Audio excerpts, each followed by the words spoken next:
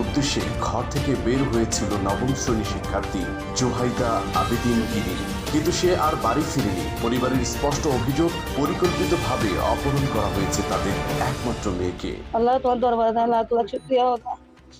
আসসালামু আলাইকুম ভিউয়ার্স, দেশ ও দেশের বাহির থেকে যারা আমার ভিডিওটি প্লে করেছেন জানাচ্ছি আন্তরিক শুভেচ্ছা ও অভিনন্দন। আশা করি সবাই ভালো আছেন, সুস্থ আছেন, আলহামদুলিল্লাহ। তো ভিউয়ার্স, এই বাংলাদেশে যেন আবারও নতুন করে ভারতীয় আগ্রাসন ব্যাপকভাবে আক্রমণ করেছে। কেননা রংপুর, পলাশবাড়ি থেকে শুরু করে রাম মন্দির ও সীমান্তবর্তী অঞ্চলে কিন্তু ব্যাপক উত্তপ্ততা এই মুহূর্তে ছড়িয়ে পড়েছে। এর ভেতরেই একটি ব্রেকিং আপডেট, সেটি হলো যে সিলেট ও পার্বত্য অঞ্চলে এই মুহূর্তে মুসলিম মেয়েদেরকে ধরে ধরে হিন্দু ধর্মাবলম্বী করে তাদেরকে ভারতে বিক্রি করে দেওয়া হচ্ছে এবং পৃথিবীর বিভিন্ন প্রান্তে হিন্দু সম্প্রদায়ের কাছে তাদেরকে বিক্রি করে দেওয়া হচ্ছে। কেন টার্গেট করা হচ্ছে মুসলিম কিশোরী?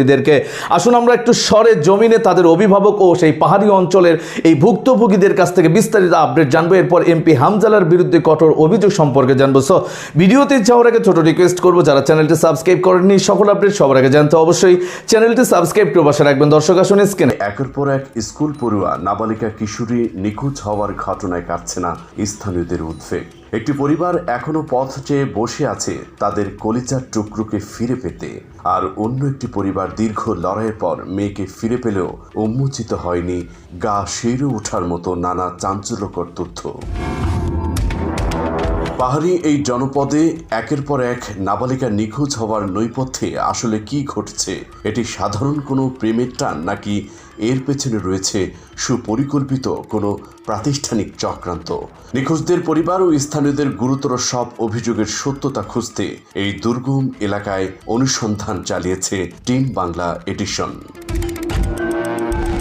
গত 7 জুন প্রতিদিনের মতোই স্কুলে যাওয়ার উদ্দেশ্যে ঘর থেকে বের হয়েছিল নবম শ্রেণী শিক্ষার্থী জোহাইদা আবেদিন ইরিন, কিন্তু সে আর বাড়ি ফিরেনি। পরিবারের স্পষ্ট অভিযোগ, পরিকল্পিতভাবে অপহরণ করা হয়েছে তাদের একমাত্র মেয়েকে।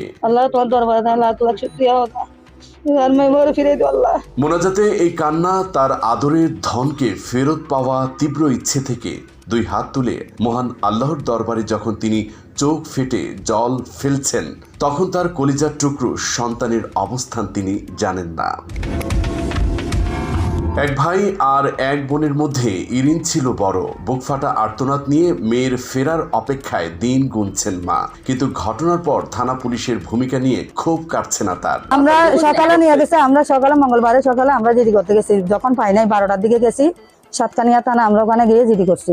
জিডি করার পর ওনারা বলছে আমাদেরকে মানে এই 24 ঘন্টা না যাওয়ার আগে আমাদেরকে কি খুঁজে দিবে। এখন আজকে 3 দিন হয়ে গেছে, আমার মেয়েকে আজ আমাদের হাতে তুলে দিতে পারেনি। প্রত্যক্ষদর্শীদের মতে হিন্দুত্ববাদী একটি চক্র বিদ্যালয়ে যাওয়ার পথে ইরিনকে জোর করে সিএনজিতে তুলে নিয়ে গেছে। আমাদের এলাকার মানুষ দেখছে আর কি, মানে বলতে স্বাভাবিক বলে। ওখানে সেই সিএনজিতে নাকি 2-3 জন ছিল। এখন বলতেছে আমরা যখন আসতেছে, আমরা স্কুলে গেছি বিদায় স্কুলে গেছে, স্কুলে ছুটি ফরানো বলতে পারতেছে মানে কখন আসতেছে না কেন।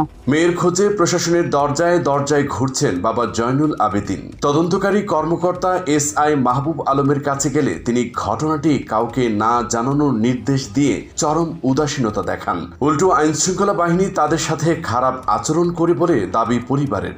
আর এই ঘটনার পেছনে উগ্রপন্থী হিন্দু গোষ্ঠীর দিকে আঙ্গুল তুলছেন তিনি। একই সাথে আশঙ্কা করছেন তার মেয়ে হয়তো আর ফিরবে না। আমার মনে হচ্ছে ইস্কনের একটা বড় ধরনের একটা চক্রান্তবাদ। আমরা গিয়েছিলাম এসআই মাহবুল ইসলামের সাথে ওনার সাথে আমি অপারেশনে গিয়েছিলাম। উনি বলছে কি আজকে 2টা পর্যন্ত, আজকে 2টা বাজে কি মানে কিছু না বলতে। মাহবুল আলম স্যার আমাকে একটু সন্দেহমূলক কথা বলতে পারে নাই, দিচ্ছে অপমান, দিচ্ছে আমার মাথার ব্রেইন, আমার টেনশন আর টেনশন দিচ্ছে। অনুসন্ধানে এবার গন্তব্য তুলাতুলি বাজার। এই বাজারের একটি সেলুনে কাজ করতেন প্রধান অভিযুক্ত টুটুল রায়। ঘটনার পর থেকে দোকানটি তালাবদ্ধ। পলাতক অভিযুক্ত টুটুল। স্থানীয় ব্যবসায়ীদের দাবি টুটুলের আচরণ আগে থেকেই ছিল সন্দেহজনক।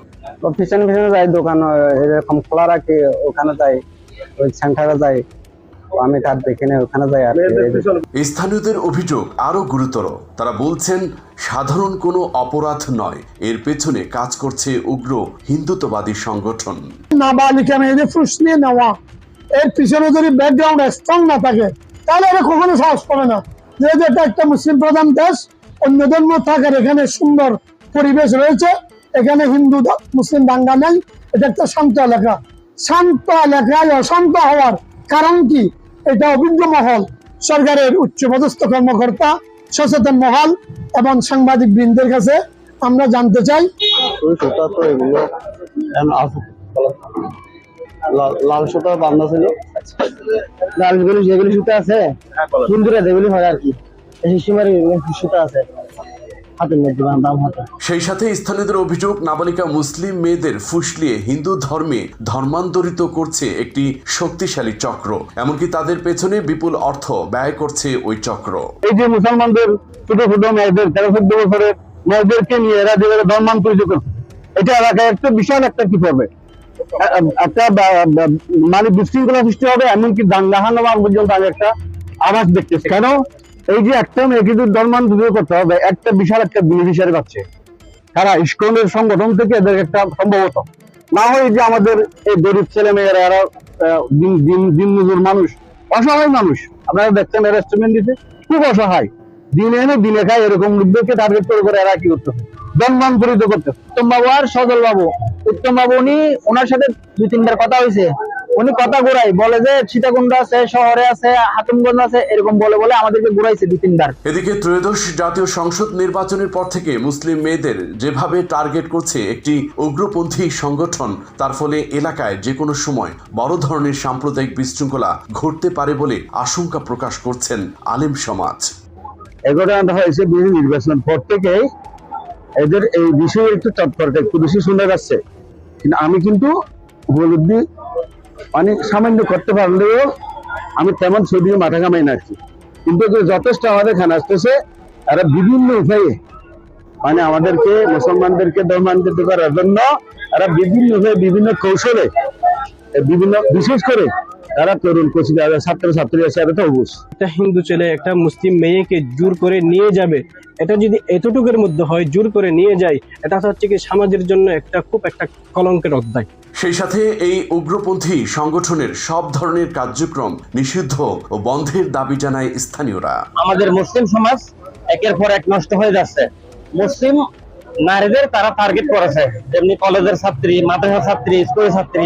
মুসলিম সমাজ সুস্থার হতে হবে। মুসলিম সমাজ সুস্থারের মাধ্যমেই এই ইসকনকে প্রতিহত করা যাবে এবং প্রতিরোধ করা যাবে। এবং আমি সরকারের কাছে জোর দাবি জানাচ্ছি, ইসকনের কার্যক্রম বাংলাদেশ থেকে যাতে বন্ধ।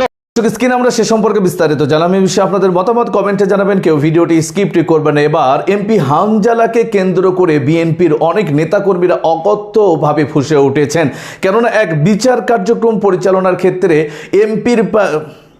বিএনপির পাতি নেতা কথা বলার কারণেই কিন্তু এমন পরিস্থিতি তৈরি হয়েছে। কিন্তু এটার আগে পিছে না জেনে আমি আস্তে আস্তে দেখলাম আমার একটি ভিডিও ব্যাপক পরিমাণে ভাইরাল হয়েছে।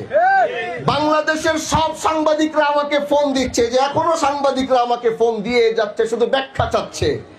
কোথায় আজ থেকে 1-1.5 মাস আগে একটি বিচার করেছিলাম, সেই বিচারে সর্বোচ্চ সুষ্ঠু সমাধান করেছি। কারণ তারা আমাকে ছাড়া বলছে যে আপনি না থাকলে এই বিচার আমরা বসবো না, মানবো না। ঘুরতে ঘুরতে তারপরে বসেছি। এখন আপনি আমাকে বলেন, অনেকে এই বিষয়টাকে পুরা ঘোলাটা বানিয়ে দেখলাম জাতীয় চ্যানেলে নিউজও হচ্ছে। তো এই কথার যেহেতু কথা বলছি, কথাটি বলে দেই তাহলে ভালো হবে। আমি সেই বিচারে বসেছিলাম, কারণ এই দেশের সবাই জানে হামজালার বিচারে কোনো ধরনের অনিয়ম হওয়ার কোনো সুযোগ নাই।